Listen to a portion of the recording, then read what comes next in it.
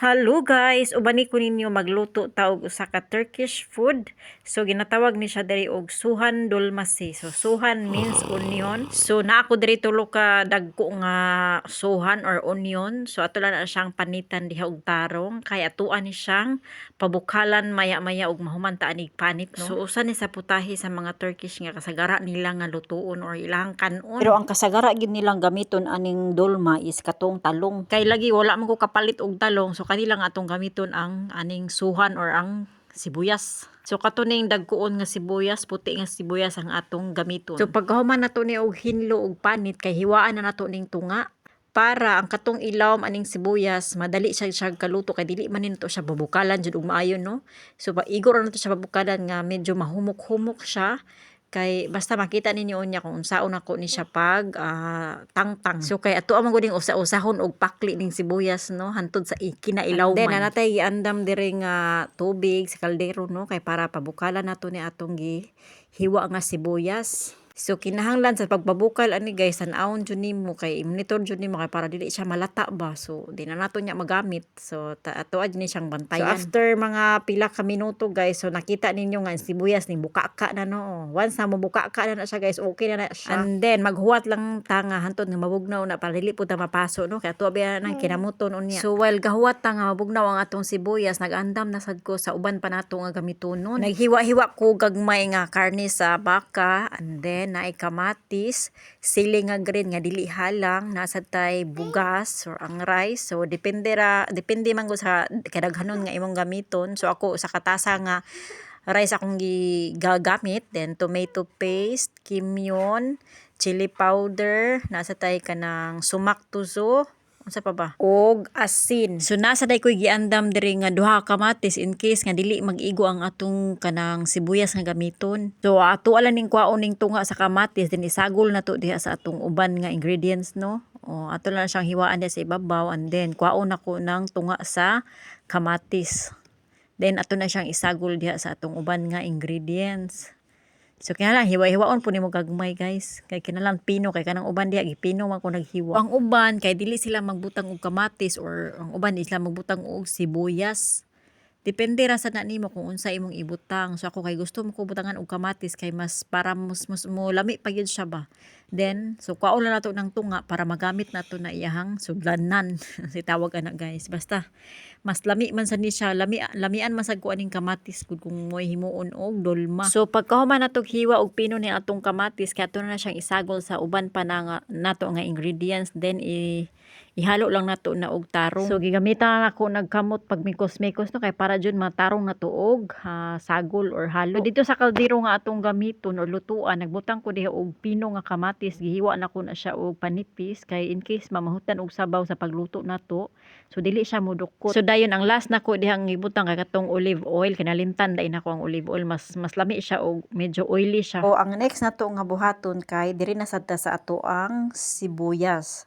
So ang buhaton ng aning sibuyas guys kay ngana siya guys pakli-paklion na nimo siya hinay-hinay lang guys para dili siya magka-pino-pino ba sa tawag ana kay humok na biyan siya ato na ni siyang gipabukalan no. So kwaon na to nang kinaunhan diha no kay medyo daot. And then next is same ra gyapon ang proseso no hinahinayon ra mo siya pakli para dili lagi siya mga gisi no kay mura ba gini ato ang gamitan sa pagputos ana ato ang gimix diha ganiha.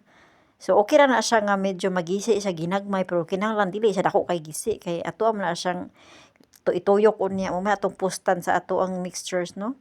So hinahinayon lagi nato siya pakli o sa usahon hantod nga mahurot na gyud siya nagpakli tanan. So kung naway makita ang kanang murag plastic ba ingon ana so kuha lang na siya kay medyo kunat man na siya og kanon medyo gahi-gahi na siya og imong kanon dangog sad siya ba. So ay ning ana lang siya no. So same lang gyud ang proseso hantod nga mahuman na nimo siya diha og kuha tanan. Pagkahuman nimo sa sibuyas guys kay dili na sad ta sunod. So muna natong sibuyas nga gipakli ganihan no and then magbutang tag dili lang kayo daghanon guys kay kaulo na ka ang bugas mo tubo pa man na siya no. So Ingana siya kanang sakto-sakto lang ibutang nimo and then ituyok nimo siya. So inganaon na siya, sayon ra siya pagbuhat guys, dali ra sad siya. So ganahan ko if kani nga pagkaon i-request akong bana kay sayon ra og dali ra sad ba. So dili na ka problema kung sa ipares no kay kanang nanay kanon, nanay bugas, nanay sudan. So kompleto na ni siya guys. So ang ipares ra sa akong bana nga pagkaon na ni kay yogurt. So ang yogurt ra gyud ang pares aning kaning aning dolma. Tinuod lang katong bago pa ko diri guys kay as in di jud ka-relate akong baaning pagkauna hasta akong ilong kay lahi man gyud naman siya baho tungod siguro sa kaning kimyon nga akong ipambutang kaning mga unsay na tong ipangsahog diha. Medyo isog-isog gyud mga baho ba. So dili ko kanang sanay ba. Balo nakaspin mga pagkaon natong Pinoy wa ba yun ani no. So hantod nga naadton og mga pila ka buwan sa sige nila gluto iyon ani agoy naanan lang ni akong ilong akong baba no kasta akong tiyan. So kadugayan naganahan ako hantod karon usa na ni sa akong paborito nga pagkaon sa mga Turkish. So ingon ana ra gyud kadali himuon ang dulma. Pero kung ikaw ang nakakita or nagtan-aw nga wala pa ka experience sa paghimo ingon ani for sure makaingon jud ka nga hala ka, kuti sa dana nga pagkaon. Kaysa tinuod lang katong ako sad nga una kong beses nga naghimo ani gilistan jud ko. Pero dili man ta mo reklamo kay kinahanglan man jud nato nga makatunan kay mo man ilang pagkaon jud diri. So hangtod karon ay sanay nako og sisiw na lang ni para nako o charot. So mao ta guys, nahurot na nato og himo ang atoang onion o katong sibuyas. So diri na sa ta sa kamatis. So ingon ala siya kasayon guys. So no, sakto ra jud kaayo ang atoang paghimo. Sakto walang labis, walang kulang.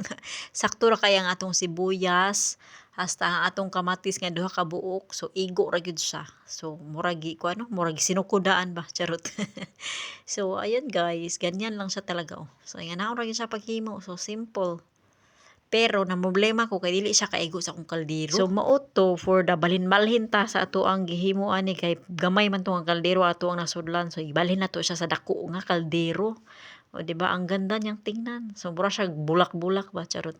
So akong goal no kay maghimo ko kanang murag iporma na ko siya og bulak ba. Mag-design ko nungay ko pero hindi wala nag-success ang ato ang balak unta. Gipatindog-tindog pa nako na siya diha guys kay lagi gusto lagi ko ma-achieve tong buwak-buwak nga design. Unsaong pagkaunsaa nga medyo dako-dako sa dining kalderuha ako ang nagamit so dili siya formang buwak gihapon. Instead nang gipatindog gipahigda na sad kay lagi nang luag ra sad kayo kay medyo dako-dako ra gyud gini atong kaldero nga gagamitan. So after day ana guys kay nagbutang ko usa ka tasa nga init nga tubig. So I don't know nganong init ilang ibutang basta kay init ilang gamiton sa paghimo ani. And then gitakloban ako na siya plato and then another taklob sa iya na yung kaugalingon nga taklob. So ang atong kayo nga gamiton ani guys kay medium lang. So dili na to kusgan og maayo no kay mapagod og dali. So inay-inay lang ang ato ang kayo ani medium lang. Medium heat lang no atong gamiton and then charan after mga 30 minutes guys. So pag tilaw na to is okay na siya. Yan guys, kain tayo. Hanggang sa uulitin. Bye bye.